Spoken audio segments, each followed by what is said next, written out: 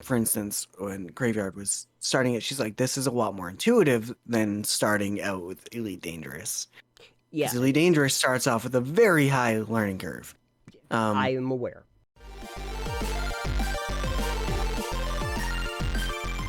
Finally, on the show today, we have a games you didn't think we'd play, and on this one, it is the entire TPK crew that gets to talk about this one. Yeah, us. We're the entire crew. We're the entire crew. We're the entire But crew. to be fair, Graveyard is also playing this game. So Exactly. Right. So, well, it's like the entire known TPK crew that works on the site has been, this applies to, which is No Man's Sky, which is, for all intents and purposes, a story that is very long and storied in its own regard. It's a, yeah. if you would like a rundown of why we didn't think we'd play No Man's Sky by someone better than us, please check out the Internet Historian's video on No Man's Sky. Right. That is an hour long. It's Yeah. great, it's hilarious, but also probably a lot of the reasons we didn't think we'd pick up the game. Yeah, and I think I remember originally trying it back in 2018, I want to say. The game originally came out in 2016, but I remember that the game was a complete mess when it launched. it was a complete mess when it launched, and not only was it having like weird things going on with it, and it felt kind of broken in a lot of ways, but also one of the big problems was a lack of content. Yeah, everything they had promised, not everything was there. And again, Most of the it. video, yeah, most of it wasn't there. And again, the Internet Historian did a great job going over this. Yes, they and did. like Yes. everything that Hello Games did, why they did go Yeah. watch it. Yeah, It's good. yeah. Everything that happened with Holo Games and Sean Murray, and the fact that, like, very soon after its launch, a lot of people were asking if they could get refunds on the game and that whole thing. Yeah. Long story short, in case you don't end up watching the videos, comes out 2016, and to very, very negative fanfare. Yeah. Very negative fanfare, and they have a choice at a certain point. Chalk it up and say, well, we failed, I guess we're moving on to the next thing. Or do the hard thing, which is to go back to the drawing board and say, we're going to put our noses down and we are going to actually fix the game and we are going to get everything in there.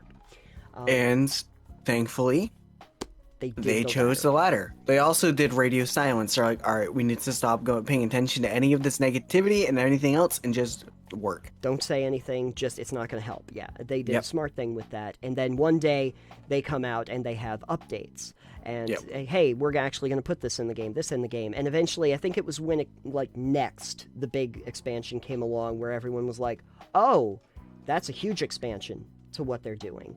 And these Yeah, were- and it's all been free updates. yeah, it's all been free. It's just part of the game. And I think they've done 12 updates at this point. It's Which something is like that. a lot. That's Big fairly content updates. substantial, yeah. Big content updates.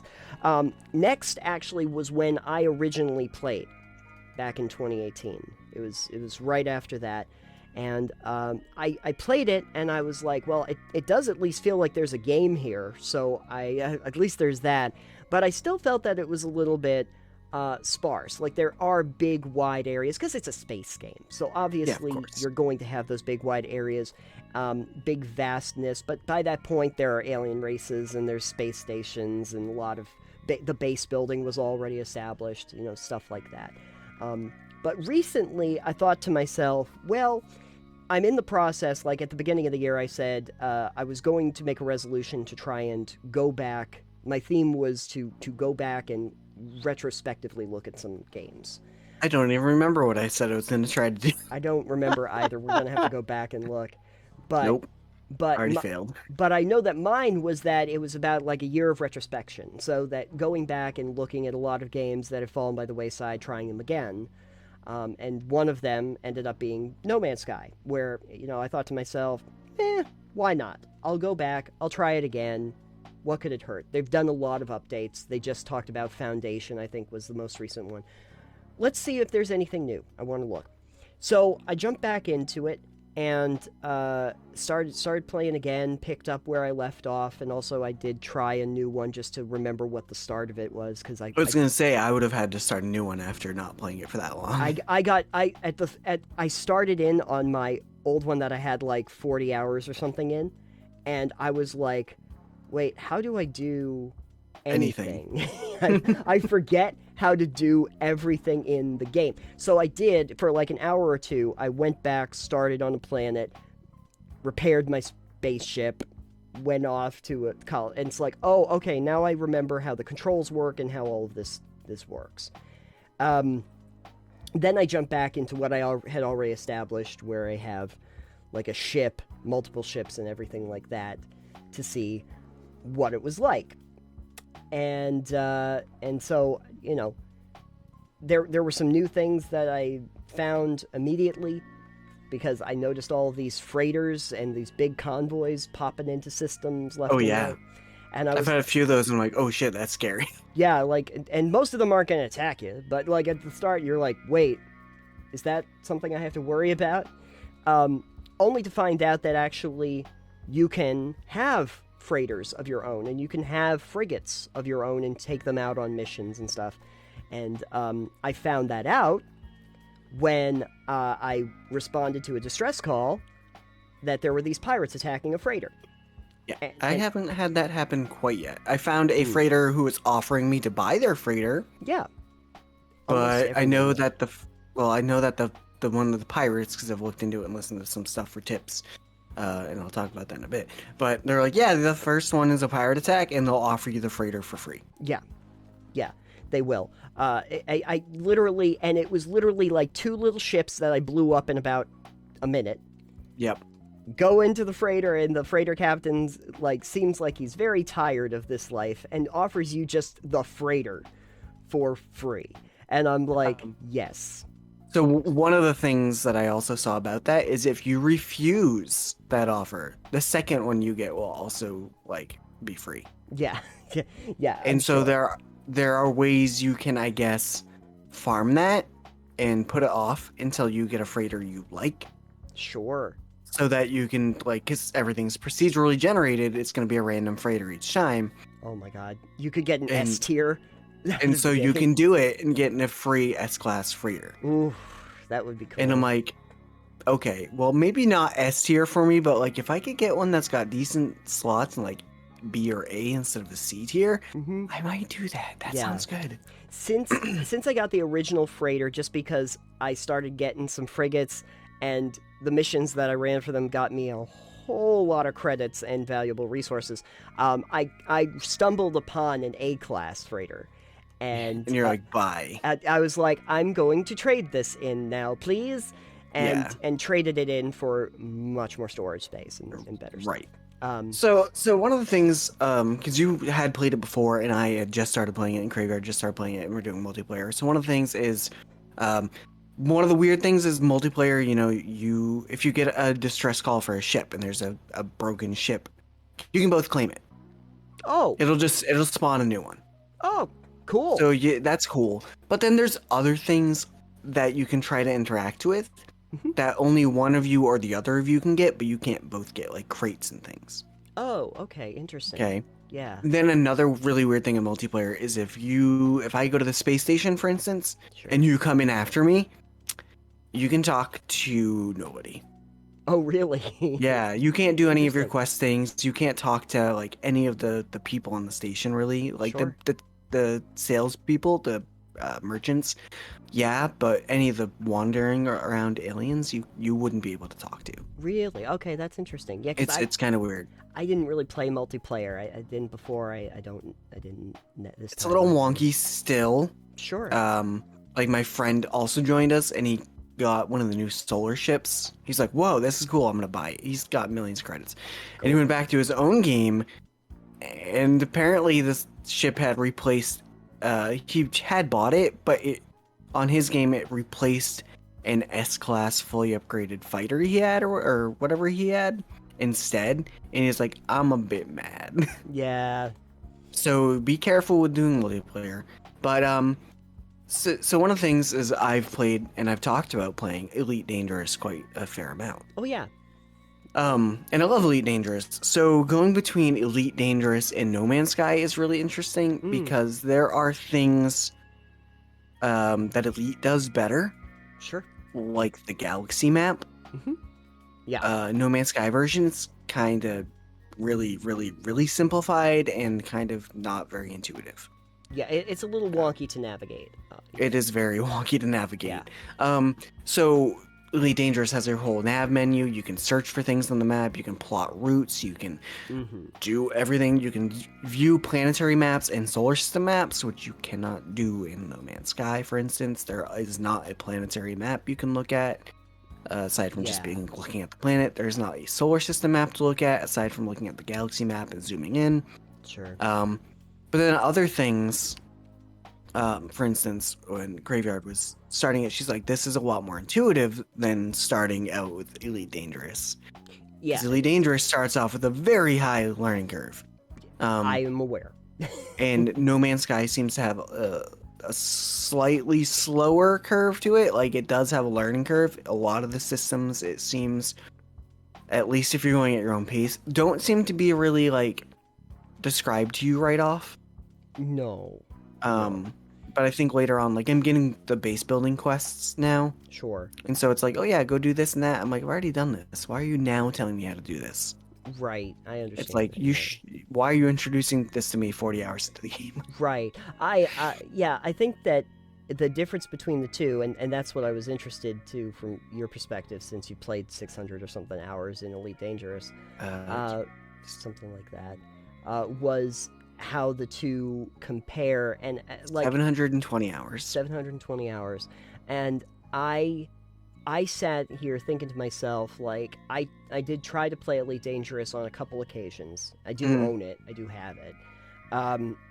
But No Man's Sky is the one that I actually, like, played. And I was trying to figure out why, like, I can do No Man's Sky, but I can't seem to do Elite Dangerous. And I think that, like, right from the get-go, it kind of explains why. Like, in Elite Dangerous, there's a whole training mission to explain, like, your pitch and your yaw and your, like, flight controls, and they focus in on the flight simmy kind of aspects of it. Elite Dangerous is 100% way more flight sim. It's definitely more flight sim. No Man's Sky, you wake up on a planet, they say, get some resources, repair your mining laser, get some resources, fix your fighter. Yeah. No Man's Sky is Stand. less sim. It's more It's an craft, exploration. survival, base building, Yeah. etc., exploration. Yeah. And where Elite Dangerous does have a lot of exploration, Mm-hmm. it's not the same scope as No Man's Sky's exploration. Right. Right. You can still find aliens and biological stuff and stuff to scan on planets in Elite, but it's not to the extent that No Man's Sky has. Right. There's more of a focus, much more of a focus in No Man's Sky on the planetary and like the on foot stuff. Right. So the difference is that there's way more in the scope of things in No Man's Sky for that.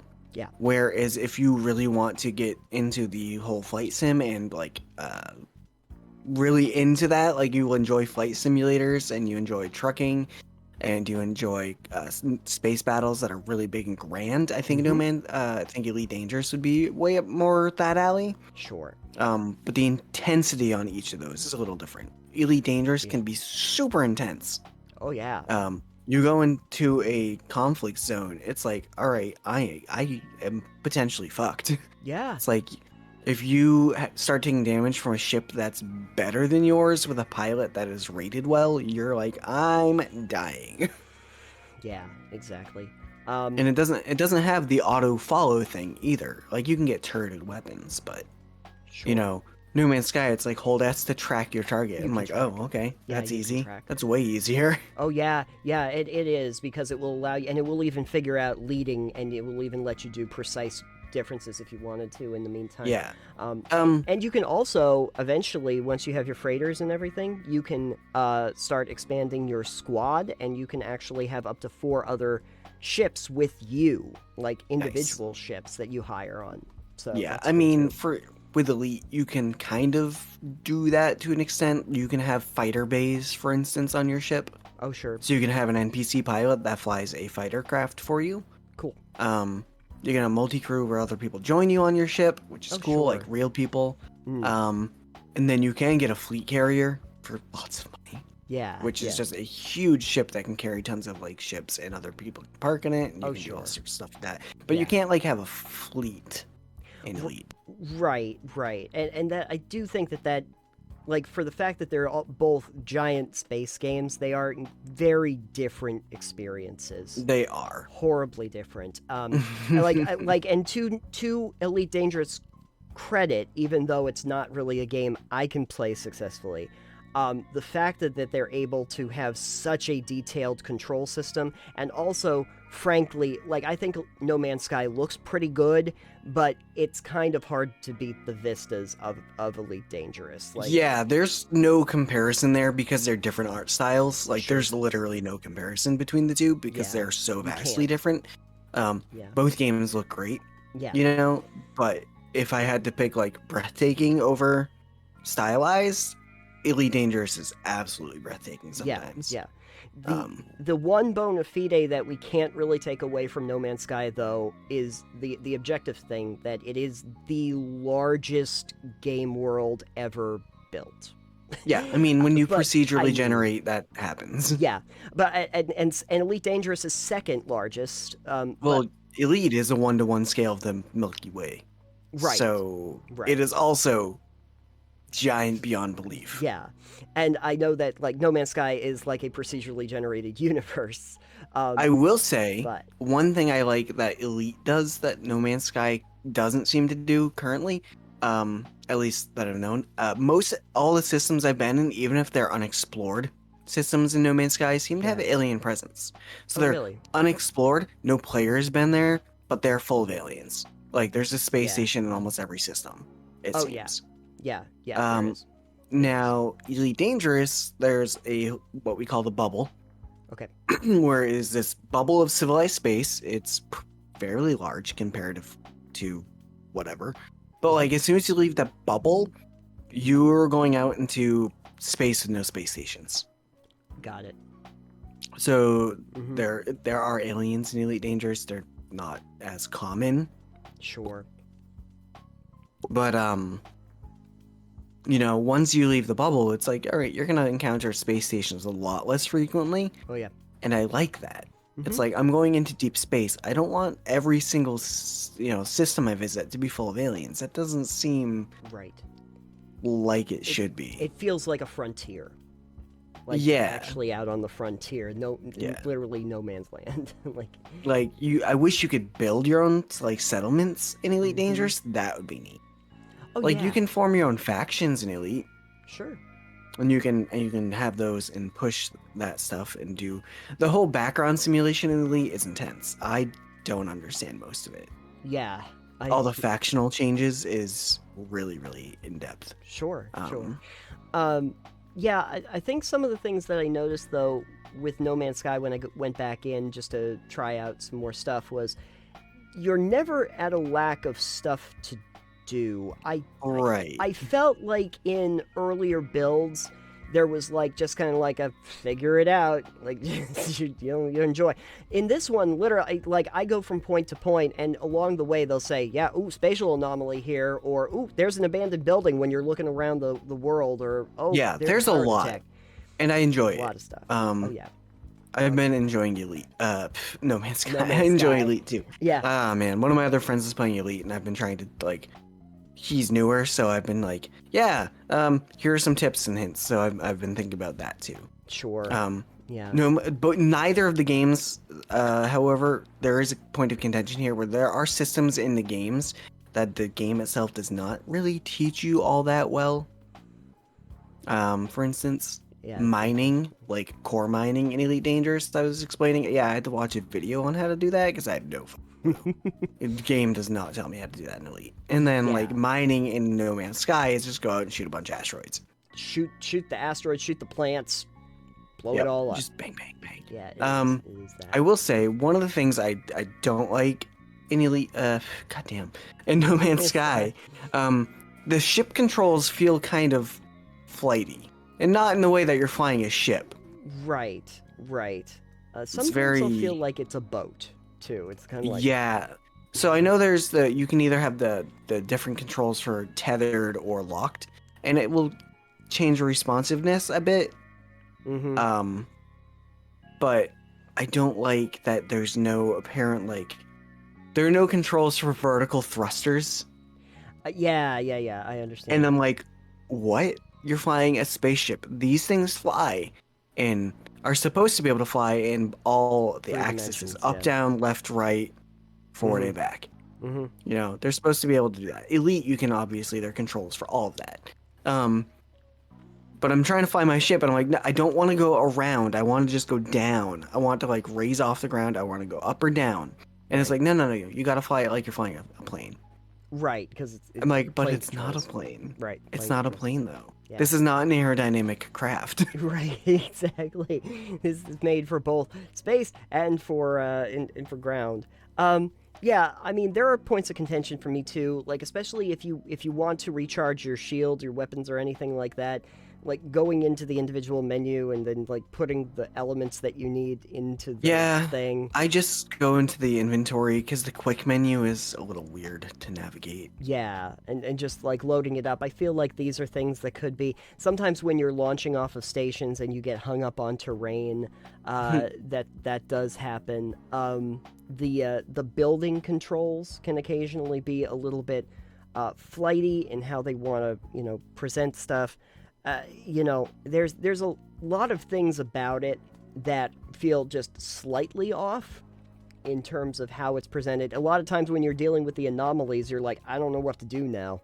What am I supposed to do with this anomaly I just Do I just found? shoot this? Do I just shoot it? shoot this? And I a lot shoot of it. times, I guess I just shoot it.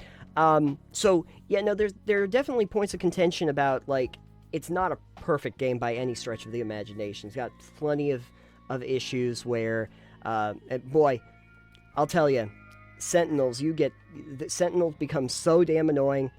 Yeah, they do. Because like, But Sentinels are also really fun to farm for upgrades. oh yeah, I mean, if you're able to fight the Sentinels, that's great. But like, it's the point where I'm like, ooh, here are like the Gravitino balls on one of my planets, and the second I pick one up, there's a squad of Sentinels that just descend upon me and will never ever stop following me no matter how hard I try. Yeah, I think you have to get rid of the Gravitino balls to make them go away, probably. I would think so, but then also like albumin pearls and stuff. I just went to like my base, and there's like pearls that are nearby, and I start collecting them. All of a sudden, the Sentinels just come out of nowhere, just a giant squad of them. And I'm like, guys, where did you even show up from? I don't know. You'll start landing on places where the Sentinels just automatically activate. I'm like, what did I do? I literally just activated the star map here, and you just all of a sudden, nope. I'm lucky because my base has the humming sacks with albumin pearls as well, but no Sentinel activity on the planet, so they don't show up. Originally, I didn't think I had Sentinel activity on the planet, but apparently they followed me there, or something to that effect. But the interesting things that I found that I didn't know about before is like one, I do like the idea of actually having the freighter because you can build practically a base that's on your freighter, and you can call the freighter in. I liked that they have like the spatial anomaly now that you can call in, and it's almost like a hub. Yeah. I didn't. The Foundation update also had the actual like bases that are already like existing colonies that are on these worlds that you can build out, become the overseer of, make them into thriving colonies. And then the freighters, you said that you came across one, like the abandoned freighters, where you're going through these dark hallways and there are like these horror sacks. And I like the neat thing about that is that felt like a completely different game for a second, where it's like, oh, this is like Alien all of a sudden, where I'm going through these like abandoned corridors with stuff floating all over the place, and I'm getting very cold, and these sacks will like rupture if I make too much noise. I thought that was very interesting that they started to implement these other elements, getting pets in the game, and exocrafts, which is another thing where you can build your own special. They added in all of these different systems. Oh, the deep sea stuff. I haven't even started building the deep sea I haven't even bases. touched any of that. Yeah. where it's not just like the one game, they started to implement all these other things that felt like other experiences inside of the game, so that there's a big range of stuff to do. And Yeah. maybe that's why I felt more engaged and have kept playing it since I started. Yeah, it's definitely got a fun core gameplay loop. Even like the survival stuff isn't bad either. No. It's like, is it a little annoying to have to put a battery into your thing once in a while? Sure, but other mods to make it last longer? Yeah. There's a lot you can do, and I have been enjoying it quite a fair amount. Like, it's the only thing I've been playing and the only thing I've been wanting to play. Yeah. And it adds in a lot of different things that I do like. The base building is cool. The being able to craft stuff is cool. Spaceships I love. Being able to modify the spaceships and add different things and upgrade them and find wrecked ones and then bring them back to life and sell them or keep them is really cool. Yeah. One of the ones we found earlier on was an A-class hauler with like 40 slots. Oh, yeah.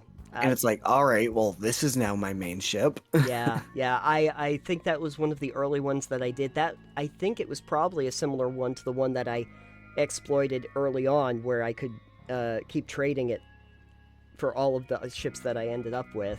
And then I lost it somehow. Yeah. Like toward the end of my time there, it was like, uh-oh, I've lost track of that ship that I just traded. I don't have my hauler anymore. I'm sad. Oh, well. But it's okay. My new ship that I have, which I called the Daggerfall, that is that's pretty tooled out at this point. So a lot of At some point I'll get a nice Explorer. I have another Explorer I want to trade because it's full of broken bits. So yeah. It is an interesting mechanic where they kind of say, hey, here's a really big ship that you can have, but it's going to be some work. Yeah. Well, it's nice that you can trade in the ships you find. You just fix their propulsion Yeah, go up and you can in the scrap it launcher or and melt either it. scrap it or trade it. And the NPCs don't care if it's fixed or not. They'll just trade it. Yeah, because it has a current valuation. And the whole system where you can actually melt them down for parts and that you can scrap, that's new. I don't remember that's that neat, too. originally. Yeah, that's also handy to have. Yeah, a lot of neat stuff in there. I would have loved it if I could track stuff on planets easier. I've found colonies before, but then like I go off planet and then I can't remember where it was. Yeah, that's a thing. Like trying to track stuff on planets or keep notes of where things on the planets are, or for instance, what is it? Oh, I don't like that the quests occasionally will swap on you. Yeah, they'll When do you're that trying to on- do it, it's like, I would like to pin this quest here, this Mhm. mission. So this is my active one. Please stop changing it to something else. I would love it if they let you pin multiple quests and put like a number marker next to each one of them, so I know that this is quest 1, 2, 3, 4. Yeah. Well, the fun thing is if you're not on the current quest and you go to the person you need to talk to for the quest Mm-hmm. or mission, it's like, no, I'm not going to talk to you about it. You have to swap to the mission Yeah. and then talk to the person while it's your active mission. Yeah, I keep thinking that there's a lot of that because of the original build, they were kind of working off of when they tried to modify and change stuff. So it's the reason why there's still some wonkiness in some of the systems that don't feel Well, quite as intuitive. But on the bright side is we know they're still working on it and still updating it. So hopefully yeah. some of these little idiosyncrasies, idiosyncrasies. Hopefully these Gek will all get ironed out. Yeah, the Gek will all get liar. I also did appreciate though that they're like the core, like the main story and one of the main focuses was actually not on going and killing things, but was more about discovering like an ancient civilization and learning languages of other races and stuff. I thought that Yeah. was just really interesting because it focuses more on the exploration and the discovery aspects of Right. things. So, really cool there. And, despite its, problems and stuff, very engaging, I think. If it's a game you like, there will never be a lack of content because you literally cannot see it all. You Yeah. never will. And it's still going to be going well after Star Citizen never comes out. Yeah, you'll have done so much in this game before Star Citizen ever comes out. I think more than the game itself, though, honestly, my favorite part about No Man's Sky is the story of how we got here, because it is one of the best redemption stories in video gaming.